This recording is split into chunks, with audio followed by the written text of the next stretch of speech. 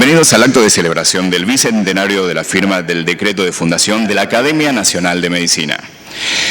Nos acompañan el señor presidente de la Academia Nacional de Medicina, académico Antonio Raúl de los Santos, el señor vicepresidente y presidente electo de la Academia Nacional de Medicina, académico Juan Antonio Macei,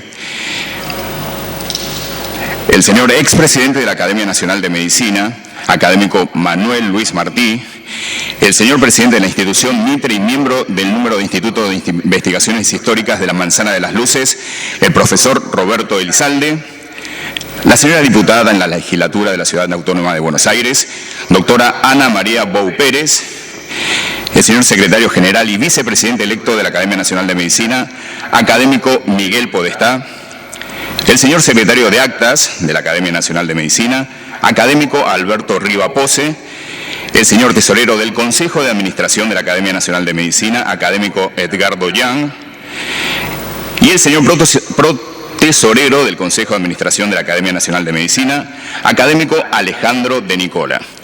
Señores expresidentes de la Academia Nacional de Medicina, señoras y señores presidentes de academias nacionales, señoras y señores académicos, señoras y señores. A partir de este momento rogamos apagar los celulares, por favor.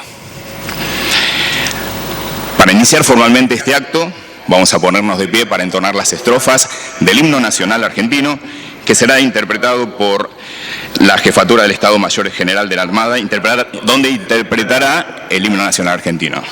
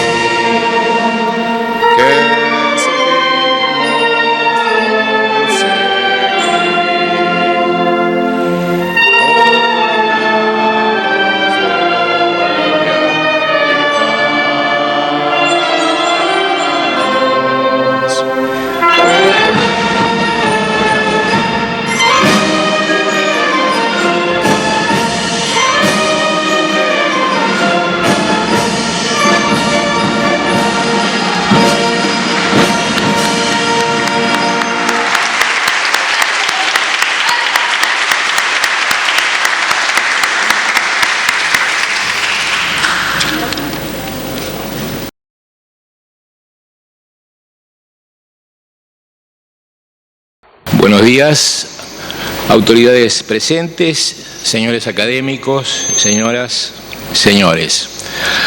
Ante todo, deseo agradecer a la directora y a los miembros de la banda de la Armada de la República Argentina y la presencia de todos ustedes que nos acompañan en esta celebración de nuestra casa.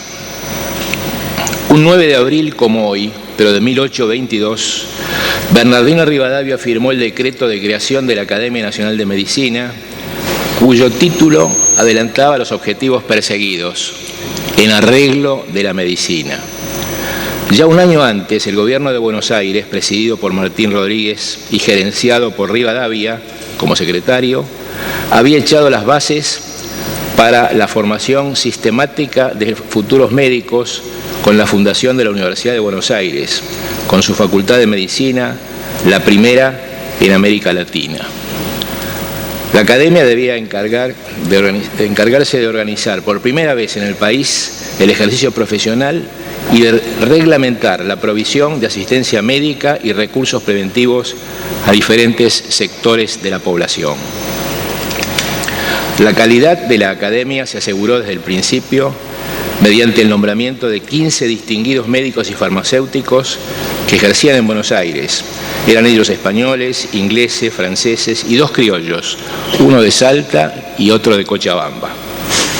En su primera sesión, en señal de reconocimiento, la Academia resolvió nombrar a Rivadavia, que no tenía título universitario alguno, como académico de número para ocupar el sitial número 16. Como respaldo de la Academia se creó la categoría de miembros corresponsales elegidos entre profesores de las facultades de Medicina de Londres, París, Edimburgo, Filadelfia, Lima y México. Como una referencia de la calidad de estos académicos, basta señalar que el representante de la Escuela de Medicina de París era el profesor François Marjandí, que fundó el primer laboratorio de fisiología de Francia y luego fue el maestro de Claude Bernard. Es sorprendente el conocimiento de Rivadavia de los problemas de la medicina y de sus posibles soluciones, evidenciado en los 98 artículos del decreto. Su figura, con luces y sombras, como la mayoría de nuestros próceres sometidos al tamiz de la historia, se realza por su dedicación a la educación y a la formación profesional en medio de problemas políticos acuciantes, tales como las relaciones entre provincias, que eran unas pocas y no tan unidas como canta nuestro himno, los conflictos entre federales y unitarios en la incipiente organización nacional, la amenaza de fuerzas luso-brasileñas en reiterados intentos para recuperar la provincia cisplatina, la presión de núcleos residuales de poder español en países vecinos y los embates de malones indígenas que aún desde antes de la gesta de Mayo asolaban territorios tan próximos a Buenos Aires como Salto, Dolores, Tandil, Luján y Chascomús. El decurso de la historia de la Academia no es lineal, sino anfractuoso, sometido a choques con la realidad y con los vaivenes de la política de nuestro país. La primera etapa, como era de esperar, tuvo una vida efímera. En 1824 se extinguió la actividad académica para renacer en 1852, después de la batalla de Caseros. El tercer periodo, iniciado por un decreto de Mariano Acosta, gobernador de la provincia de Buenos Aires en 1874, ensambló las actividades de los académicos con la docencia universitaria y tuvo una duración prolongada, 34 años. En 1925, un decreto del presidente de la Nación, doctor Marcelo T. de Alvear, separó el funcionamiento de la Academia de la docencia universitaria, situación que actualmente priva. En 1952, una ley nacional dispuso la cesación de los académicos al cumplir 60 años. Esta medida, carente de fundamentación racional, motivó la renuncia de todos los académicos y la parálisis de la institución. A partir de 1955, la actividad se reinició sin interrupciones hasta la fecha. 1822-2022. En estos 200 años, la medicina se ha desarrollado en posibilidades inimaginables hace poco tiempo. La Academia ha acompañado ese desarrollo siempre con la consigna de nuestro compromiso inquebrantable con nuestros semejantes y con la ética que nos permite el mejor servicio a ellos. Muchas gracias.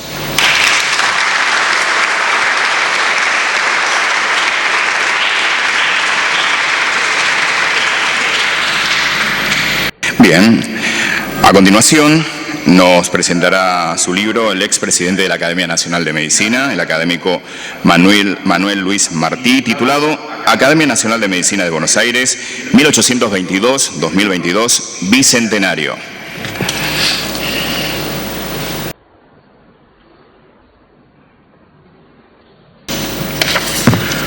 Editar un libro es parecido a tener un hijo. Hay que gestarlo, hay que hacerlo crecer y un día nace y ya no es más ni del padre ni de la madre, ya es de toda la gente que quiera leerlo. Y siempre es un esfuerzo y siempre es un poco un milagro. En estos momentos, especialmente del mundo, no digamos solamente de la Argentina, en estos momentos del mundo, poder reunirnos aquí para recordar los 200 años de una institución, cosa dificilísima en nuestro país, y de poder hacer una crónica de lo que ocurrió en estos 200 años, siempre es un hecho auspicioso. La Academia Nacional de Medicina es casi tan antigua como la patria misma. Bernardino Rivadavia, recién llegado de Europa y ministro de Gobierno de Martín Rodríguez, la creó mediante un decreto firmado en un día como este, el 9 de abril de 1822, a solo 2 años de la fundación de la Academia de Medicina de París. Esto habla de la sagacidad y de la idea de futuro que tenía Bernardino Rivadavia, que era un hombre, como bien señaló nuestro presidente de Los Santos recién, era un hombre sin formación universitaria. Sin embargo, lo primero, él estuvo en Europa desde 1814, que fue con Manuel Belgrano, a tratar de conseguir una princesa, hasta 1821.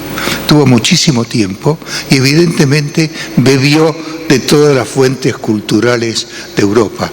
Y cuando llegó, lo primero que hizo fue fundar una universidad y de inmediato fundar a la Academia Nacional de Medicina, que es la más antigua de América, porque en ese momento estaba prácticamente la Academia de Francia, que había sido fundada 2 años antes solamente. Tuvieron mucho que ver en esta fundación 2 personas también, que son Vicente López y Planes y Manuel Moreno.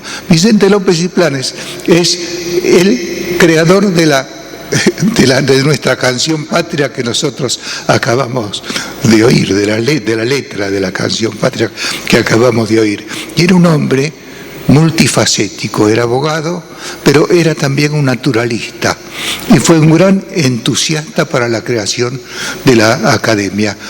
Tal es así que el sitial número 1 de nuestra Academia lleva el nombre de Vicente López. Uno siempre piensa en Vicente López y no recuerda que se trata de Vicente López y Planes.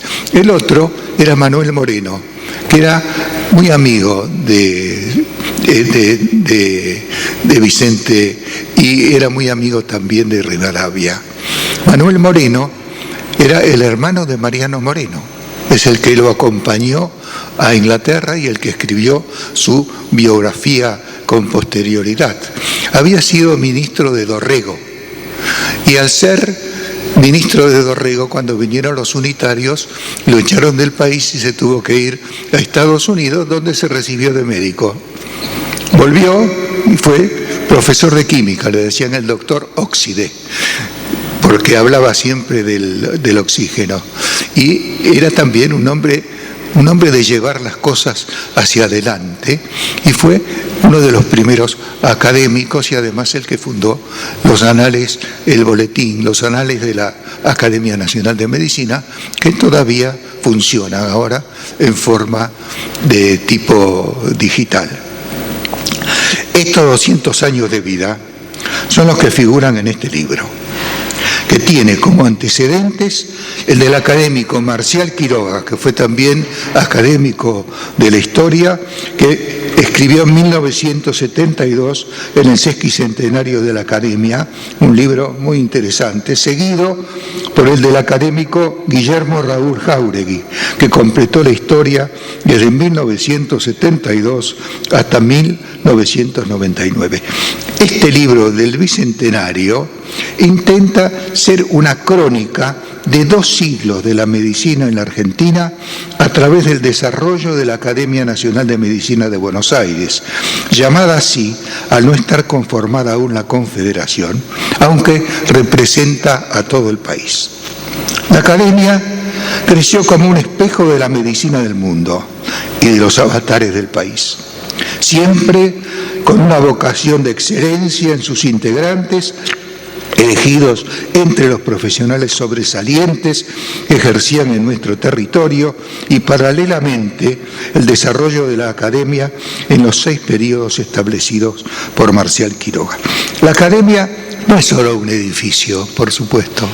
El edificio es lindísimo y este edificio depende en gran parte de Mariano Castex, que fue realmente el numen de esta academia. Se lo ve antiguo, a pesar de que fue inaugurado en 1942. Pero el primer pedido fue hecho a Hipólito Yrigoyen, y realmente fue el que más lo estimuló fue el presidente Alvear, que era pariente de la mujer de Mariano Castex, y Mariano Castex también lo atendía. Y además, evidentemente, Marcelo T. de Alvear fue el presidente número 1 que tuvo nuestro país en el siglo XX. Recién en 1924 se hizo el decreto y se hicieron los planos en 1924, pero la academia se inauguró en 1942. Fíjense que es el mismo año en que se inauguró la Facultad de Medicina, que es un edificio absolutamente moderno, y nosotros tenemos acá un edificio que es del año 24, que todavía tiene banderolas y que gracias a Dios mantiene una magnificencia que hubiera sido diferente si hubiéramos tenido solamente el modernismo como posibilidad. La Academia no es solo un edificio, como decíamos, sino que está constituido por los hombres que la componen. La Academia no existe como tal. Así fue que desapareció en algún momento, en 1952, como dijo el doctor de los Santos, y siguió el edificio. Y la Academia no existía más, porque la Academia son los hombres. Por eso este libro tiene un especial enfoque hacia los hombres, hacia las personas que tuvieron que ver con el desarrollo de la medicina y de la Academia en la Argentina. Se pasa revista en la Academia a los miembros que ocuparon los diversos sitiales y se señala con mayor detalle a las personalidades que formaron parte de la Academia desde su fundación, dando brillo a la medicina argentina. Tenemos muchas biografías de los académicos ilustres, algunas de las cuales tuvimos la ayuda de nuestro presidente Antonio Raúl de los Santos, a quien agradecemos. En otros capítulos se describen las actividades de las comisiones e institutos, en donde se pone de manifiesto las investigaciones que surgen del trabajo cotidiano en los laboratorios y consultorios, así como la tarea desarrollada por los académicos en las diversas comisiones. La Academia es un ser vivo, y el libro es el reflejo de esta vitalidad y de la permanencia en el tiempo de la institución a través de 200 años fructíferos. Es un libro heterogéneo. Tiene la heterogeneidad de reflejar dos siglos, en donde hubo muchos más cambios que en los siglos anteriores en el mundo y muy especialmente en la medicina. El mundo se multiplicó. La medicina, de ser el humilde oficio de Luis Güemes, se transformó en una ciencia difícil y en un arte delicado, empleando nuevamente los conceptos de Güemes. El modernismo alcanzó la mayor altura de su evolución y a fines del siglo XX cayó en el posmodernismo, con su cuota de destrucción y la crítica del método científico, sin ofrecer soluciones alternativas. El doctor de los Santos mencionó a Magendie, que fue el maestro de Claude Bernard, y evidentemente entre los dos, entre Laennec también y también Malpighi un tiempo antes, son los que crearon la ciencia médica. Hasta ese momento la medicina era simplemente un humilde oficio, no era científica. A pesar de que en el siglo XVII hubo eclosión de la ciencia, la medicina recién llegó al método científico a mitad del siglo XIX. Y Claude Bernard, que era un hombre de una inteligencia superior, dijo: esto me va a servir para saber mucho de medicina, pero no me va a alcanzar para conocer al hombre en su integridad. Fue un hombre realmente de pensamiento, que es el punto máximo del positivismo y del modernismo.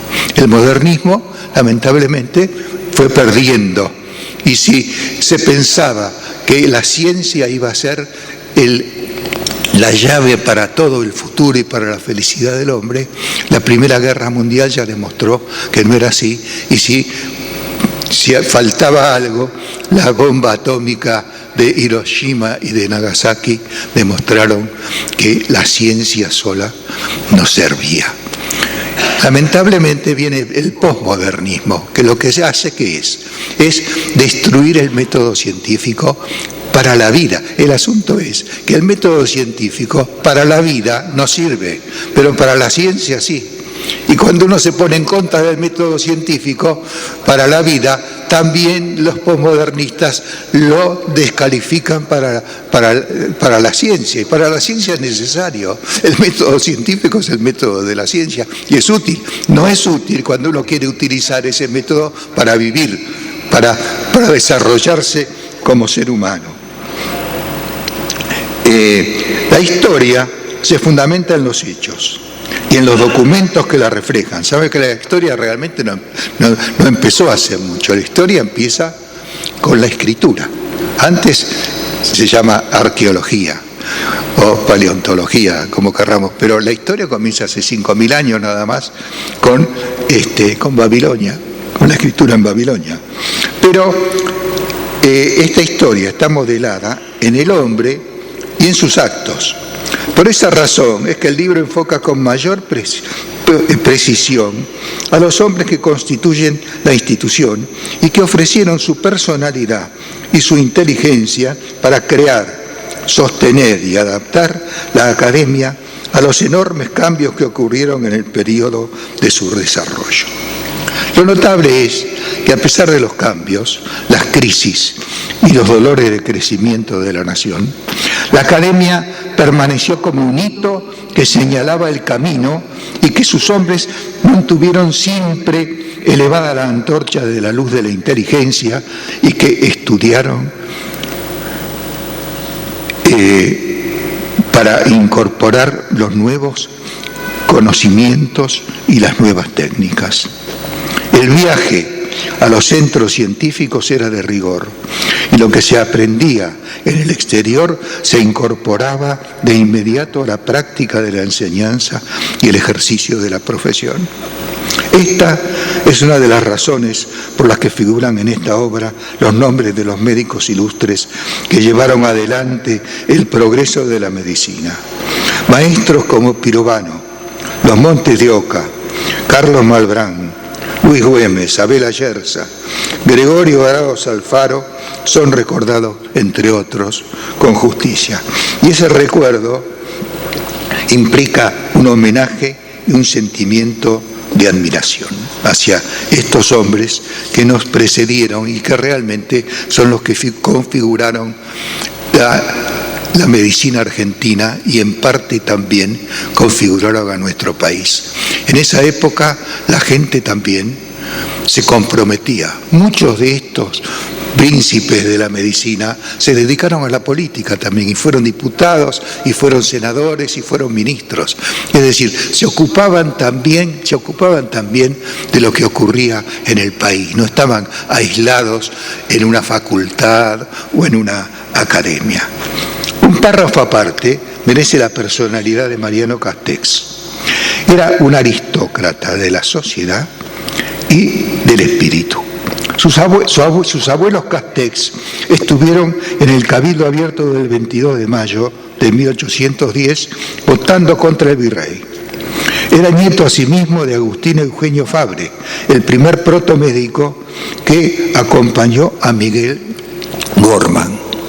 Castex era un hombre inteligentísimo, se recibió al principio del siglo XX y se fue a Europa, en donde se formó en Alemania, en Francia y en Inglaterra. Hablaba perfectamente los 3 idiomas. Yo tuve el privilegio de trabajar con él a principios de la década del 60, cuando se hizo acá en la Argentina el 8º Congreso de Medicina Interna e Internacional. Y él lo presidió. Y además recuerdo perfectamente que en la cena final tocó el piano de una forma extraordinaria, porque también era un muy buen pianista y un hombre que tenía una cultura superior. La academia, sin duda, fue 3 veces presidente, fue académico a los 40 años y a los 2 años ya era presidente de la academia. Y fue uno de los, como dijimos, uno de los factotum para la realización de este edificio que estamos gozando en este momento. Tiene que ver también con la medicina argentina en general. Habrán visto ustedes a la entrada, a la izquierda, un hermoso busto de Fioravanti, que es el de Castex. Y a la derecha, fíjense ustedes también que está Marcelo T. de Alvear, que fue realmente uno de los principales creadores o favorecedores de esta academia, que además, para esa misma época, fue creada como un ente autónomo. Fíjense ustedes también lo bien que está este hecho, que todas las academias nacionales son entes autónomos, son asociaciones civiles que no tienen que ver con el Estado. El Estado lo único que tiene que hacer es darles la subvención para que se puedan desarrollar sus actividades, pero tienen una independencia que les da esa autonomía que permite tener una opinión libre, absolutamente libre, por otra parte, frente a los problemas del país y del mundo. Este libro se hizo con ayudas también, ya mencionamos al doctor de los Santos. Hay un muy buen artículo sobre la función social de las academias que escribió nuestro nuevo presidente, el académico Juan Antonio Macei, y después tuvimos en la editorial también la ayuda de Gabriela Poni y de una joven Viacaba, sobrina, nieta de nuestro presidente Viacaba, que se ocuparon de la corrección ortográfica y también de la diagramación del libro. Y además tuvimos acá una gran ayuda, que fueron las dos responsables de la Secretaría Académica, que son Ana Inés Aurelli y Yanis, que fueron realmente las que nos proveyeron de muchísima del material que está en el libro. Este libro es, sin duda alguna, el reflejo de esta casa, con todas las imperfecciones, omisiones y errores que pueda tener, y que desde ya pido disculpas por las mismas. De todas formas, es una representación de esta casa. Y esta casa es también la casa de todos ustedes. Muchas gracias.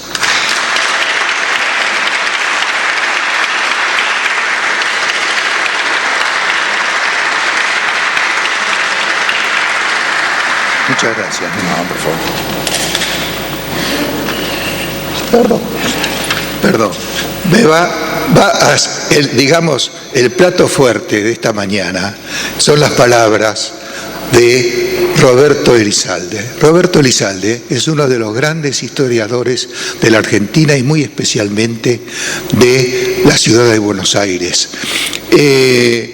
Ha sido elegido justamente el año pasado el historiador número 1 de Buenos Aires. Es un hombre humilde, es un hombre de un enorme trabajo y es un gran investigador. Y van a ver ustedes que en estas palabras que siguen nos va a dar una idea bien clara de lo que era la cultura y los aspectos políticos que fueron muy difíciles del año 1822. Muchísimas gracias por estar acá, por honrarnos con su presencia al profesor Elizalde, con 2 S. Gracias.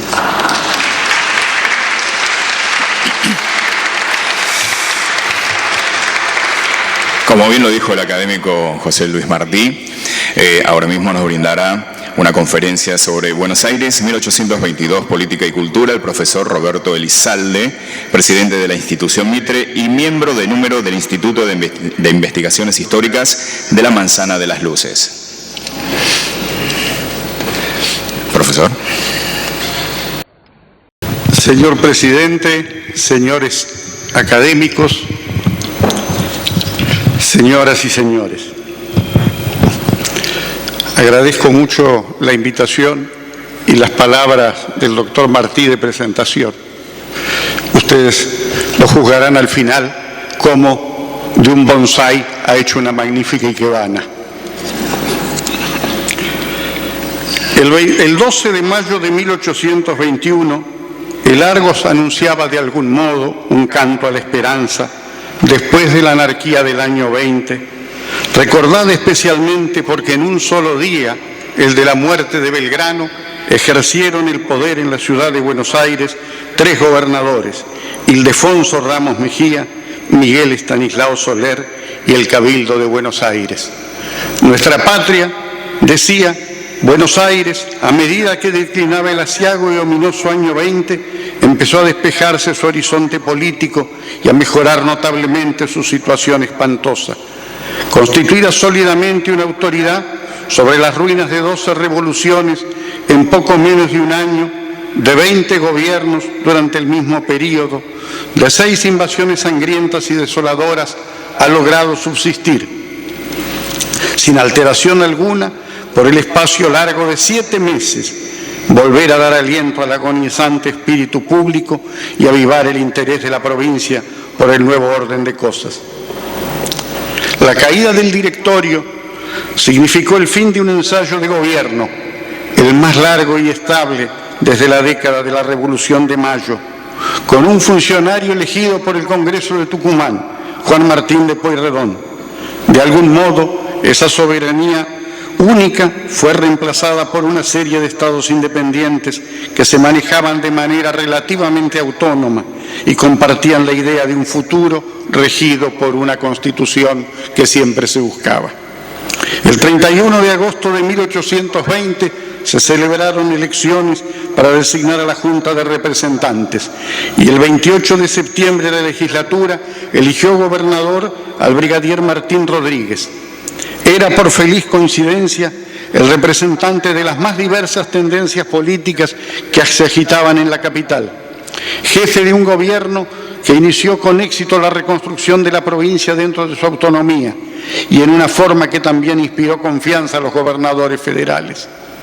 Era hijo de un militar que se había desempeñado en la Guardia de Chascomús. Ambos ricos, sus padres y propietarios de ganados. Estudió en el Colegio de San Carlos y se dedicó a administrar las propiedades rurales de la familia. Tenía 35 años cuando trocó la espada, el arado por la espada, con motivo de la invasión británica de 1806 y comenzó su carrera política. Miguel Ángel Cárcano recuerda que el modesto y honrado general era la persona indicada para ejercer la gobernación del Estado de Buenos Aires, inspirar confianza a las provincias y a la turbulenta capital que había vivido una época de confusión y de luchas desordenadas. El general no es un experimento gobernante, pero sí un patriota íntegro y capaz de consagrarse sin pasiones ni venganzas a reorganizar esta descalabrada provincia. Era un hombre sin aristas, con más empeño en servir a su país que carácter para imponer su voluntad, más realista que inteligente, tan enemigo de la dictadura como de los caudillos rebeldes. Supo olvidar que había sido partidario de Cornelio de Saavedra y defendido al general Rondó de los porteños para conseguir el apoyo de los morenistas y los directoriales, y tuvo la oportunidad de vincularse con Rosas y Dorrego para detener a los caudillos del litoral. Elegido gobernador en propiedad el 30 de marzo de 1821, se dedicó especialmente a dominar la anarquía, a contener el avance de los indios. Tuvo como colaboradores en gobierno y hacienda a Juan Manuel de Luca y en guerra al general Francisco Fernández de la Cruz.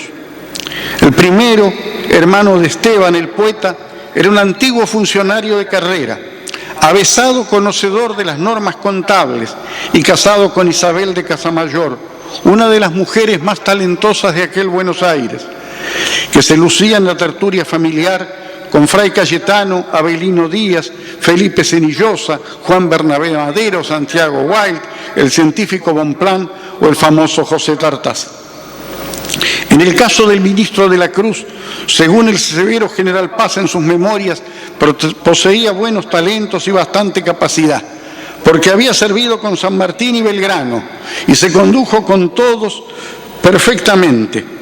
Es indispensable suponerle, dice, cierta elasticidad de carácter que se acomodaba a todas las variaciones de los cambios políticos, pero tampoco excitaba celos y tenía la habilidad importante de hacerse olvidar cuando se agitaba la ambición y las pasiones. Llegados a Buenos Aires, como se dijo, dos individuos que desempeñaban funciones diplomáticas en las Cortes del Reino Unido y de Río de Janeiro, Bernardino Rivadavia y Manuel José García, fueron llamados para ocupar los ministerios de Gobierno y Hacienda que se separaron para ocupar de Luca en 1821, mientras que el general de la Cruz, continuó en el de guerra, y Rivadavia fue el encargado de Gobierno y Relaciones Exteriores. El agente norteamericano John Murray Forbes, en su informe a John Quincy Adams, el secretario de Estado, afirmaba en septiembre de 1821 que la reorganización era promisoria, de gran solidez y bajo cuya acción se están implantando a diario reformas de gran importancia, esas reformas que venían de Europa. En la misma nota agregaba que los nuevos ministros, estos caballeros gozan de prestigio, ambos tienen mucha experiencia en negocios públicos, adquirida por largo tiempo en su residencia ante las cortes extranjeras, y al parecer están animados del mismo vehemente deseo de imponer orden en las diversas ramas de la administración y economía en los gastos del Estado. La inauguración de la universidad el 12 de agosto de 1821, a poco de hacerse cargo del ministerio, y otras novedades sucedieron. Estaba acertado Juan Manuel Beruti cuando en sus memorias curiosas a fin de ese año apuntó: últimamente son tantos los proyectos del gobierno que según se ve el año que viene habrá muchas cosas nuevas. Y el mismo Beruti recordó: se graduaron en leyes y medicina 6 individuos, lo que se hizo públicamente, habiendo habido su correspondiente paseo, siendo el primero a quien se le dio el grado en leyes a don Ramón Díaz, y en medicina a los señores don Josme Argerich, José María Rojas, Juan Fernández, Juan Madera y don Matías Rivero. La ciudad de Buenos Aires, de acuerdo al censo de hace 200 años, residían 5.414 almas y en el interior de la provincia 54.766 habitantes. Al gobernador le preocupaba mantener la paz con las tribus del interior de la provincia.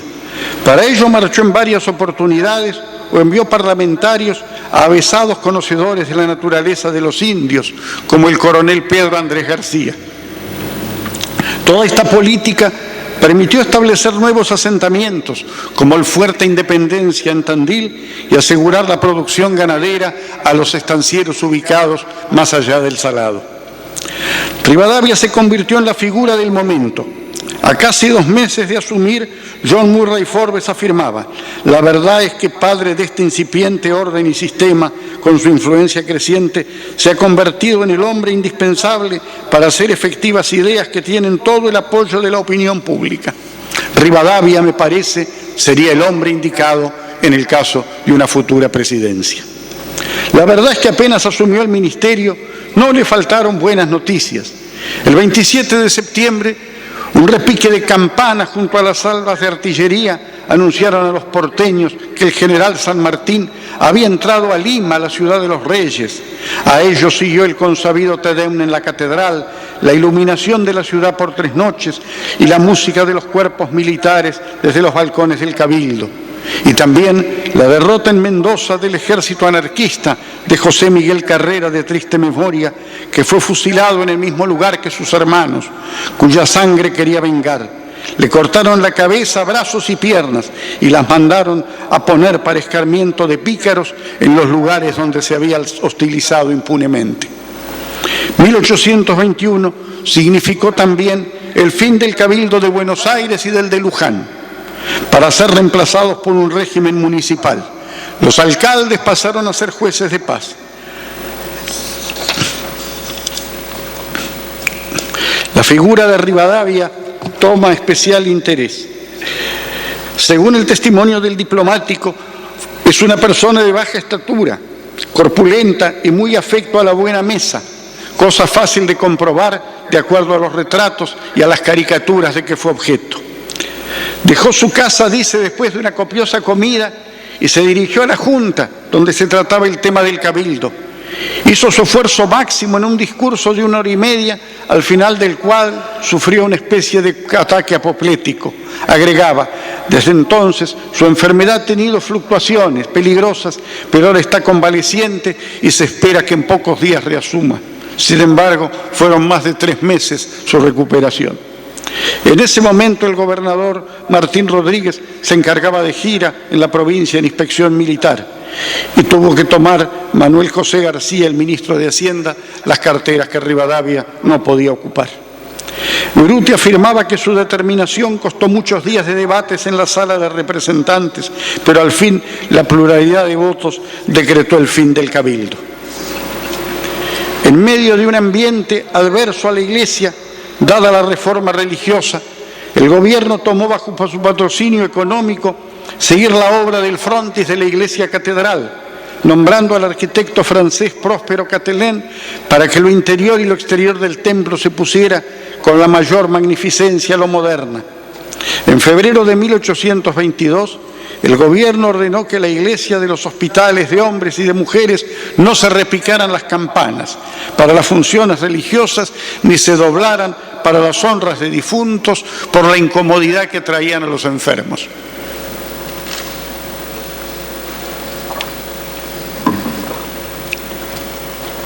Ese Buenos Aires era una ciudad en pleno auge, en la que el ministro Rivadavia había enfocado el tema de la educación como una meta a realizar. El antiguo Colegio de los Padres de la Compañía, el de la Unión del Sur de Pueyrredón, se organizó el de Ciencias Morales, del que Miguel Belgrano fue su primer rector. El gobierno decidió otorgar el costo de la educación y mantenimiento de 6 jóvenes de las provincias. El Centinela afirmaba que de este modo una de las más odiosas y al mismo tiempo injustas imputaciones con que la ignorancia o la malignidad han pretendido y pretenden desacreditar la marcha de este país es la de su concentración y su egoísmo. En este establecimiento se educaron Echeverría, pero también Alberdi, Vicente Fidel López y Marco Avellaneda, Félix Frías, Luis Domínguez, José Mármol y Antonino Aberastain. Como ven, una mezcla de porteños y provincianos. La enseñanza primaria pasó a depender de la recién fundada universidad a través del Departamento de Primeras Letras y la educación de las mujeres en la Escuela de Niñas, que habría de estar después bajo la tutela de la Sociedad de Beneficencia. La entidad se instaló después que la Academia, el 12 de abril de 1823, y estaba integrada por María Cabrera, Mariquita Sánchez de Thompson, Manuela Aguirre, Justa Foguet de Sánchez, María Josefa Ramos, Cipriana Viana de Boneo, Isabel Agüero, María del Rosario Ascuénaga, Bernardina Chavarría de Viamonte, Isabel Casamayor de Luca y Josefa Izquierdo, que asistieron a la ceremonia de inauguración, menos Mercedes La Sala de Riglo y Estanislada Cosio de Gutiérrez por estar indispuestas, según el acta que escribió Juan Cruz Varela. La Sociedad de Beneficencia fundó y regenteó durante el periodo estudiado más de 50 escuelas, en donde estudiaban más de 2.000 niñas, entre la ciudad y el campo, en su mayoría pobres. A mediados del siglo XIX, el 50% de las niñas en edad escolar se educaban en las escuelas dirigidas por estas damas. El colegio de huérfanas albergaba no solo a las niñas que habían perdido a alguno de sus progenitores, recibía a las niñas pobres y a las hijas de las principales familias pudientes de Buenos Aires. Allí aprendían moral, a leer, escribir, bordar y a obedecer, de acuerdo a los cánones de la época. Fue sostenida económicamente con fondos públicos, pero también con donaciones. Al frente de las aulas se desempeñaban mujeres designadas como maestras por las socias. Estas últimas eran las encargadas de la inspección de cada uno de los establecimientos y el gobierno supervisaba de manera exhaustiva los pasos de las damas, sobre todo durante los primeros 5 años de existencia de la institución. La preocupación de algunas de estas señoras resulta encomiable. Isabel Casamayor de Luca publicó una obra traducida de la escritora francesa Madame Guignon bajo el título Manual para Escuelas Elementales de Niñas o Resumen de Enseñanza Mutua aplicada a la lectura, escritura, cálculo y costura. Los periódicos anunciaban que se vendía en la tienda de Usandivaras o Chagavía a 3 reales. Se implementó también el sistema normal lancasteriano, muy en boga en la época que San Martín lo había aplicado en la ciudad de Lima. La creación del Banco Nacional, hoy Banco de la Provincia de Buenos Aires, con la presidencia de Juan Pedro de Aguirre, fue otra creación del gobierno de Martín Rodríguez. Coincidió con que por aquel entonces se radicó en nuestra ciudad un francés, Monsieur Amadeo Baudard, ex soldado de las campañas de Napoleón, que había perdido una pierna en las guerras de España, según se decía, y era el fundador de la Escuela Mercantil de París. Abrió una escuela, comillas, a la que los empleados públicos y especialmente los del banco debían concurrir a aprender las aplicaciones del cálculo a las operaciones de los establecimientos de créditos, cierro comillas, o sea, una escuela para desempeñarse en el Estado ya en aquella época. Una forma de crear escuelas de capacitación laboral, además, hace 2 siglos. Y digamos que esta gente, junto con Belgrano, Wilde y otros, fueron los fundadores de los idiomas vivos en la ciudad de Buenos Aires. Otro de los adelantos realmente visionarios fue crear escuelas en los regimientos para elevar las condiciones del soldado. Noble propósito educativo que imitaría después Urquiza en Entre Ríos, confiando la educación de los subalternos a los cabos y soldados con instrucción. Y hasta podemos decir de la instrucción básica de leer y escribir que recibieron los conscriptos enrolados después por la ley del servicio militar. No faltaba el buen humor y eran comunes las caricaturas a Rivadavia, cuyo físico era muy adecuado para estas bromas. El Centinela recordaba una en la que el ministro de Gobierno debía recorrer una larga cuerda haciendo equilibrio. En un bolsillo tenía la reforma militar y en el otro la reforma civil, por cuál decidirse y cómo seguir caminando por ese hilo. Poco después, con motivo de la conocida caricatura de Rivadavia de pie, de perfil, de cuerpo entero y representando en observación con una lente, informa el mismo diario que fue un éxito, porque en los primeros días se vendió a 2 reales y después a 1. Según el redactor, muchos individuos han desaprobado el que la policía tolere este medio de hostilizar, si tal es el objeto a las personas públicas, destacando la libertad de prensa que se vivía en ese momento al permitir que hasta la caricatura del personaje más importante de la ciudad se podía vender sin ningún inconveniente. A ello debemos agregar el registro topográfico, el Archivo General de la Nación, el Museo Público, la primera colección de numismática, la Academia de Jurisprudencia, la nomenclatura de las calles y tantas otras medidas como los itinerarios del correo, los derechos de aduana, etc. En el teatro brillaba una gran actriz, Trinidad Guevara, que logró merecidos triunfos según un contemporáneo. Tenía buena figura, un rostro más o menos expresivo y una voz dulce y plañidera. En los papeles de Leticia Hardy y María del Ciudadano está notable. Sus compañeros en el escenario fueron Juan Aurelio Casacuberta y Velarde. Los porteños contaban con 3 bandas militares que pertenecían a los regimientos de artillería, cazadores y cívicos. Casi todas las noches, en invierno a las 8 y en verano a las 9, una u otra de estas bandas dejaba el fuerte y tocaba por las calles, la última en la puerta de su cuartel cerca de la iglesia del colegio, y favorecía al público con 1 o 2 melodías antes de entrar. Las bandas con el tiempo mejoraron, ya que al comienzo, según un diario, su música era apenas soportable. Las elecciones de Rossini, especialmente la del Barbero de Sevilla, era aclamada por el público y recién se estrenó como tal, como ópera en Buenos Aires, 3 años después con el célebre Rosquellas. Deleitaban a los porteños y las bandas salían desde la Plaza Mayor, caminaban por Urunquera, hoy Florida, hasta la Plaza del Retiro.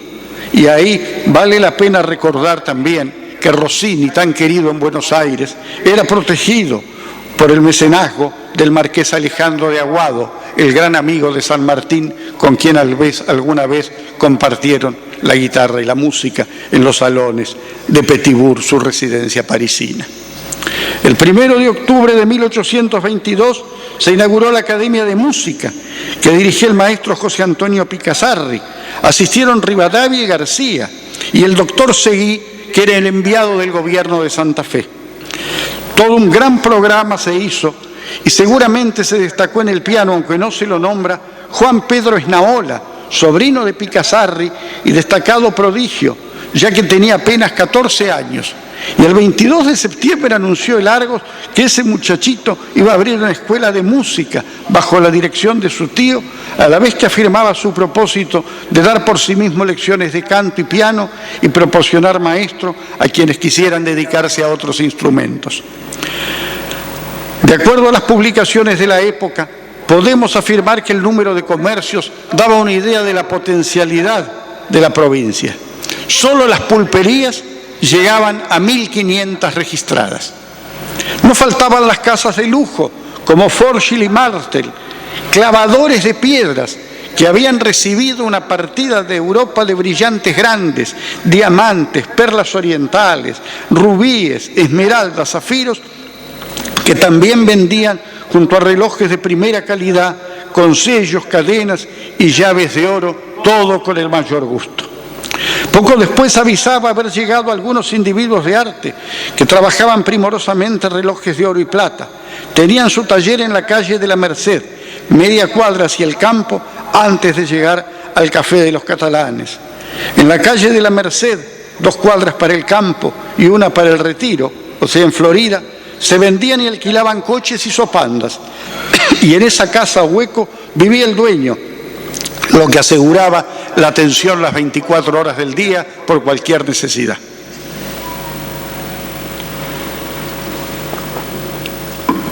Un viajero daba cuenta del nuevo edificio de la Cámara de Representantes, la legislatura, que aún se conserva dentro de la Manzana de las Luces, inaugurado el 1 de mayo de 1822, con un mensaje que Rivadavia leyó en nombre del gobernador.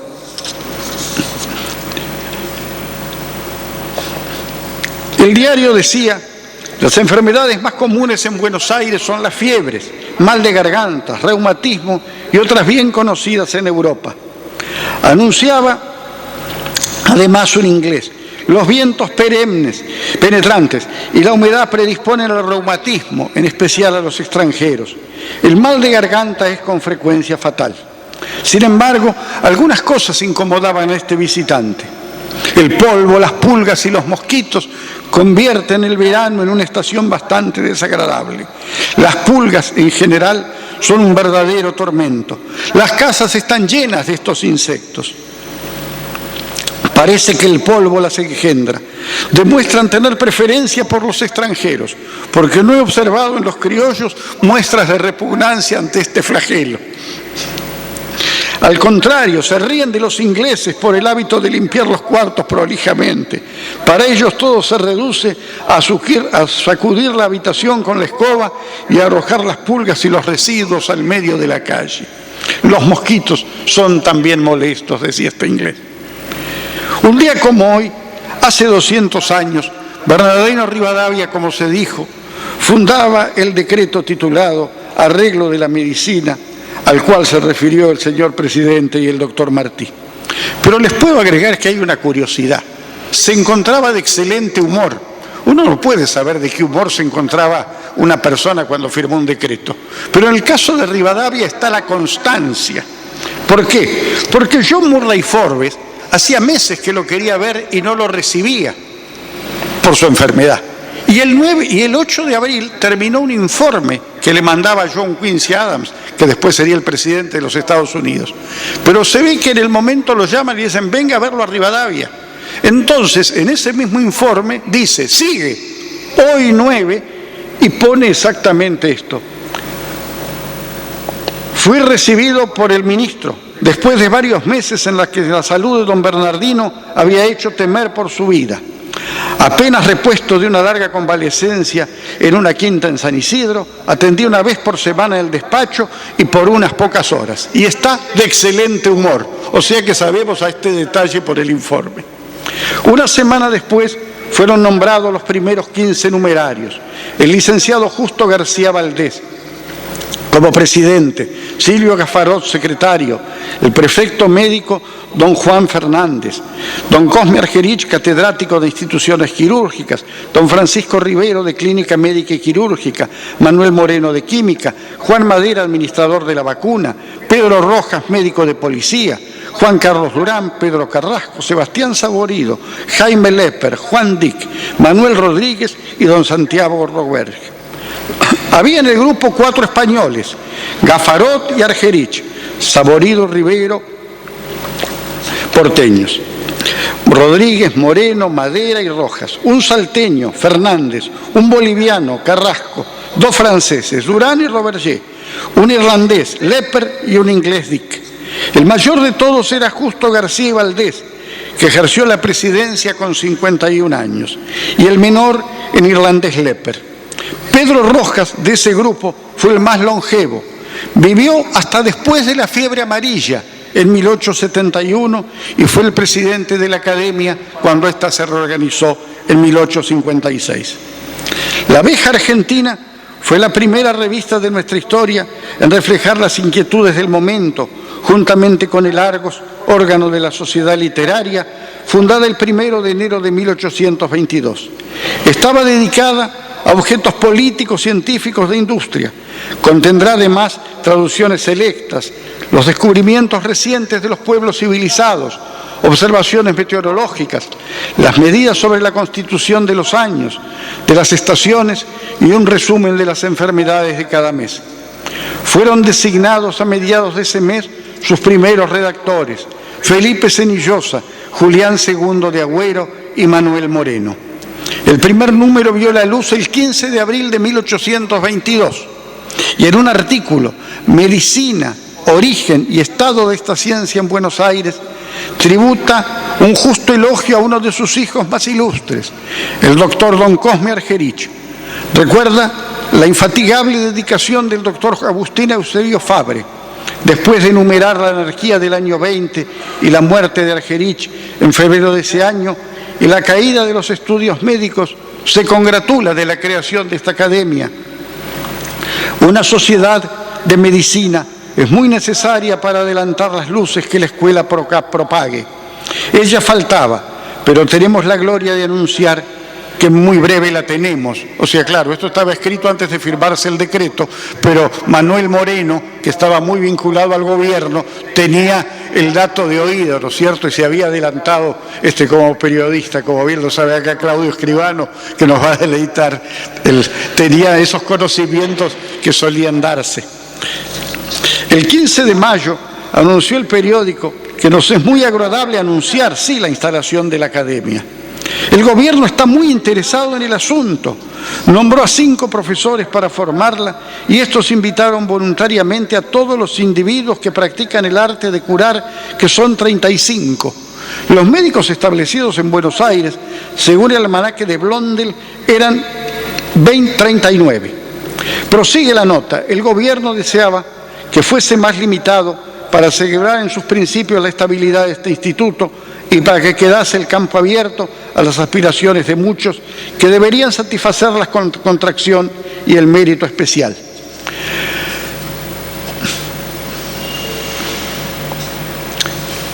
Convocados con anterioridad, el 16 de julio se presentaron en la sala del Tribunal de Medicina a las 10 de la mañana. Se presentó también el ministro Rivadavia acompañado de los académicos nombrados, un edecán del gobierno, y declaró solemnemente instalada la Academia Nacional de Medicina. Pronunció un elocuente y enérgico discurso, reducido a encarecer la importancia de este establecimiento, las ventajas que el gobierno esperaban resultasen de él al país, las cualidades que exigía la ciencia médica y el interés que debía animar a los académicos por el progreso y lustre del nuevo cuerpo que componían. El presidente de la corporación, el doctor García Valdés, agradeció a nombre de la medicina del país las disposiciones favorables del gobierno, los trabajos del ministerio en su engrandecimiento y perfección, y prometió a nombre de sus coacadémicos corresponderlos con sus esfuerzos hasta nivelar a la Academia de Medicina con las más célebres de Europa. En realidad está de más lo de las, es singular porque la única era la de París. La actividad de los académicos comenzó a tener difusión mensualmente. Así daba cuenta de una observación del doctor Andrés Dick, llamado a atender a una mujer que padecía sequedad de vientre desde hacía 14 días y había sido atendida por 2 profesionales sin éxito. Al día siguiente estaba en agonía y se llamó en consulta al respetable práctico Juan Molina. Ante una muerte segura, ambos convinieron la apertura del intestino. Se solucionó el problema y la enferma a los 7 días estaba completamente restablecida. En mayo daba cuenta de niños con toses convulsivas, en los adultos reumatismos y algunas anginas gangrenosas, viruelas en no vacunado, no obstante que a la vista del riesgo ha acudido un número extraordinario a usar de este grande específico, lo que ha minorado y casi extinguido las desgracias que de otro modo hubieran ocurrido. En julio se publica un largo artículo sobre los cementerios. Estos lugares, destinados a ofrecer un asilo a los despojos del hombre, se han convertido por su orgullo en focos de infección para su especie. La autoría de este trabajo se atribuye al académico Juana Fernández y finalizaba con este comentario: felizmente ha amanecido el día en que, mandando el gobierno construir un cementerio en el lugar de la Recoleta, mudó el actual destino de las cosas y debe disipar las ideas a favor de los sepulcros en poblado que acariciábamos, sin advertir que eran los miserables frutos de nuestro fanatismo y nuestro orgullo. Y también se daba a conocer que las toses convulsivas han tomado un carácter alarmante. Se han observado muchos reumatismos, catarros pulmonares, neumonías, anginas y algunas gangrenosas.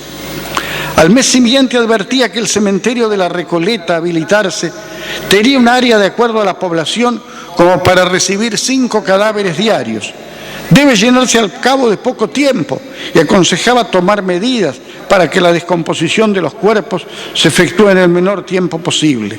Así, en el mes de octubre trataba el tema del cuidado de los niños, de las madres y la lactancia. Los mencionados profesionales que ocupaban un lugar expectable dentro de la sociedad. Este nombramiento significó para ellos un merecido reconocimiento. También Hubo algún caso de mala praxis entre ellos y temas complicados. Los académicos Juana Fernández, Pedro Rojas y Matías Rivero, con el gobernador del obispado, pasaron al convento de las Catalinas a examinar a una monja, la religiosa Sor Vicenta Álvarez. Según el informe del 11 de octubre, resultó que esta mujer padecía una manía periódica con delirios, en cuyos intervalos, que son regulares y más o menos largos, vuelve a gozar del uso de razón, quedando solamente su estado exaltado de su sensibilidad, que se deja notar por una susceptibilidad extrema a las impresiones de todo género y una locuacidad extraordinaria. A estar por los comentarios de los vecinos que recogió Beruti, el 15 salió para su casa una monja dominica que hacía 20 años había profesado y fue sacada del claustro por decirse que se hallaba loca, disculpa que se le concedió para irse a su casa sin causar escándalo. Pero lo cierto es que está buena y no volverá al convento, pues anda por ahí sin hábito y vestida de secular. Ejemplar que no se ha visto desde la fundación de Buenos Aires ni de los monasterios, que en otro tiempo no habría salido de él sino con la muerte. Una monja de tantos años profesa y que es principio para que las demás que quedan traten de hacer lo mismo y corromper esta sociedad. En noviembre la abeja daba cuenta de los beneficios del baño del río en Buenos Aires. Lo retirado obliga al que se baña a caminar regularmente un espacio considerable antes de hallar fondo suficiente. Lejos de ser nocivo, como lo suponen vulgarmente, es provechoso, porque balancea el aire, la acción del aire sobre el cuerpo y compensa por lo desabrigado del río. Pero intimidando en particular al otro sexo, hace que las señoras se sometan a una inmersión insuficiente. En el mismo número se anunciaba la elección como socio correspondiente del señor Pedro de Oliveira, profesor de reputación y crédito en esta facultad, residente en Montevideo. Algunos académicos debieron pasar situaciones difíciles, como el caso del doctor Juan Carlos Durán, denunciado a causa de la muerte de María Inés Hernández de los Santos, esposa del coronel Celestino Vidal, a raíz del nacimiento de su hija María Antonia, que sobrevivió. Lo inició el tribunal por la excitación popular y como respuesta a un panfleto publicado por el padre de la mujer, don José Hernández Plata, el abuelo de José Hernández. Como Dick y Rojas eran colegas e integraban el tribunal, fueron recusados para actuar. Declarado culpable, al año siguiente recusó su sentencia. El 12 de enero de 1823, a raíz de los nombramientos de médicos de policía, si bien en una crítica al método usado para ponerlo en práctica en la campaña, destaca que entre los arreglos que meditó el gobierno entró el de la Facultad de Medicina. Y es preciso confesar de buena fe que hasta principios del año 22 ella se hallaba en un estado de completa anarquía, sus miembros en una hostilidad abierta y encarnizada, sin un reglamento que los rigiera, desatendidos los principales objetos de su instituto, y en un estado tal que los efectos de este desorden eran trascendentales para el público. En estas circunstancias se extinguió el Tribunal del Protomedicato y la Academia de Medicina, y el reglamento del 9 de abril de 1822 cortaron de raíz algunos de aquellos males. Si en algunos individuos de la facultad no existiera todavía, aunque un motivo oculto, hay un empeño para perpetuarlos.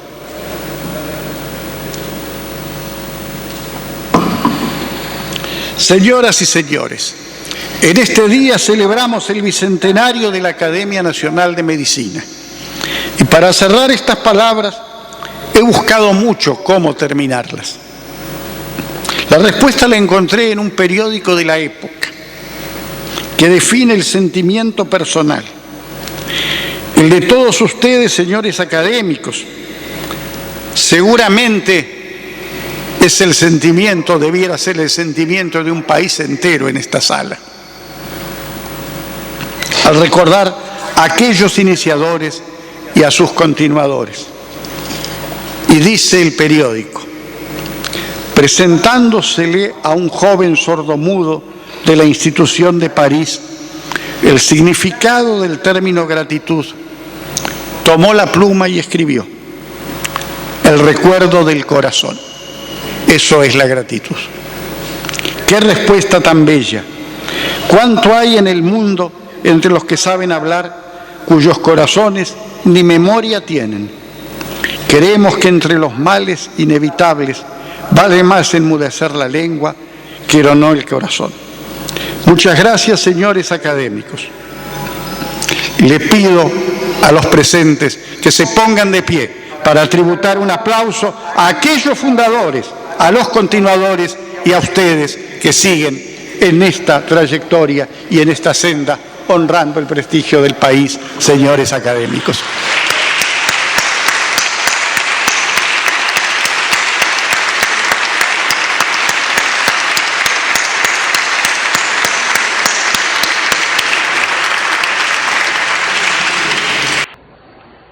Muy bien, ahora nos dirigirá unas palabras la diputada Ana María Bou Pérez, de la Legislatura de la Ciudad de Buenos Aires. Buenos días a todos. Presidente, señoras y señores académicos, señoras y señores.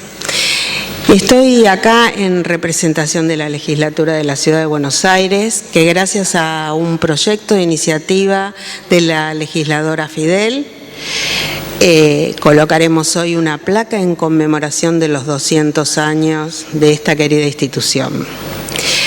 La verdad que para mí es un doble orgullo. El primero es por ser legisladora y ser representante de la legislatura en este momento, y el segundo por ser médica y saber que esta casa hace 200 años alberga a los expertos más reconocidos. Solo recordar a Hussein, a Leloir, a Milstein y a tantos otros que trabajan todos los días para no solamente pensar en el progreso, sino también en la ética de nuestra tan querida carrera, la medicina. Voy a tomar unas pequeñas palabras del académico Martí, porque coincido absolutamente que las instituciones son las personas que lo forman, porque si no, no existen las instituciones. Y desde este lugar quiero felicitarlos a los que continuaron el legado. Así que feliz conmemoración de estos 200 años y que sigan dejando el legado a los médicos que están trabajando en el terreno. Muchas gracias. Ahora nos dirigirá unas palabras el vicepresidente y presidente electo de la Academia Nacional de Medicina, académico Juan Antonio Mazzei. Buenos días. Señor presidente de la Academia Nacional de Medicina, señoras y señores académicos, autoridades presentes, colegas, amigos, señoras y señores. Hace 200 años, cuando se creó la Academia Nacional de Medicina, las circunstancias políticas y sociales de nuestra patria eran turbulentas. Ese mismo año, el 25 de enero de 1822, se había firmado el Tratado del Cuadrilátero entre la provincia de Buenos Aires, Santa Fe, Entre Ríos y Corrientes. El pacto era principalmente un tratado ofensivo-defensivo ante la amenaza portuguesa y un acuerdo de libre navegación de ríos entre las 4 provincias.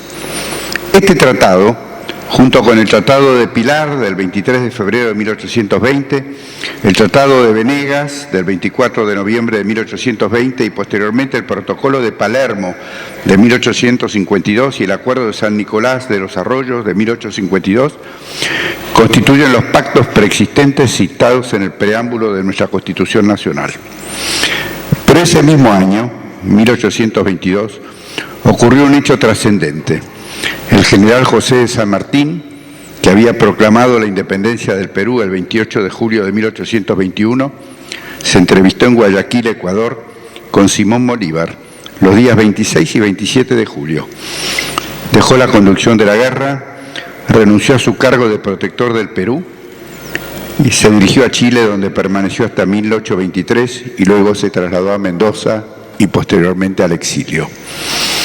Por otra parte, el 8 de marzo de 1822, los Estados Unidos de Norteamérica, por iniciativa del senador Cassius Clay, reconocieron la independencia argentina. También en 1822, el 7 de septiembre, en Brasil, en el llamado Grito de Ipiranga, se independizó de la corona portuguesa, proclamó su independencia en presencia del príncipe heredero, quien poco después fue coronado Pedro I, emperador de Brasil.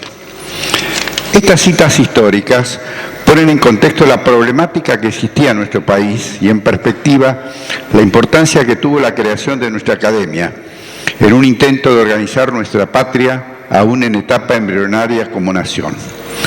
El decreto de creación de la academia del 9 de abril de 1822, como se ha dicho, se titula Arreglo a la Medicina.